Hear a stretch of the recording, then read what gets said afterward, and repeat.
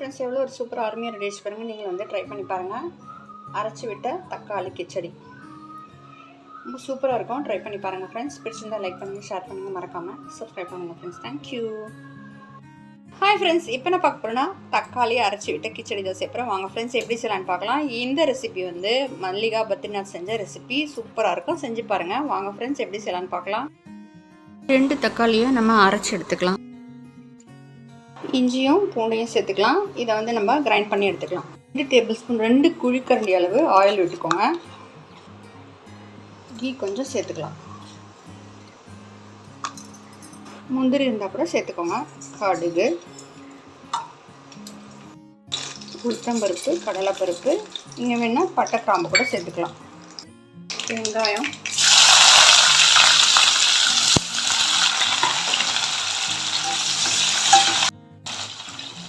காரத்துக்கு எவ்வளோ தேவையோ பச்சை மிளகாய் சேர்த்துக்கலாம். கொஞ்சம் மிளகாப்பொடி சேர்த்துக்கலாம். கருவேப்பிலை, என்ன காய் இருக்கோ சேர்த்துக்கலாம். பச்சை பட்டாணி இருந்தால் கூட சேர்த்துக்கோங்க. இதிலே வதக்கிடுவோம். கொஞ்சம் சால்ட்டு, மஞ்சள் பொடி,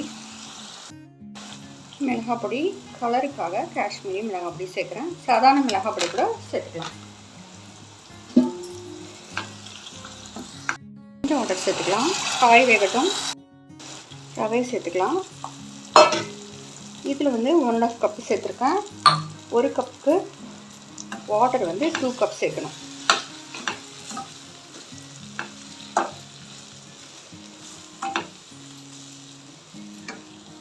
அரைச்ச தக்காளி வந்து சேர்த்துக்கலாம்.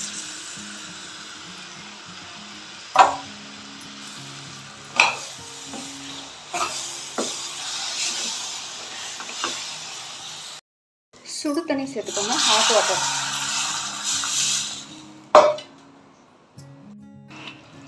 இதையும் சேர்த்துக்கலாம். இவ்வளோ கலர்ஃபுல்லாக இருக்கு பாருங்கள் ஃப்ரெண்ட்ஸ். தேவையான சால்ட் சேர்த்துக்கலாம்.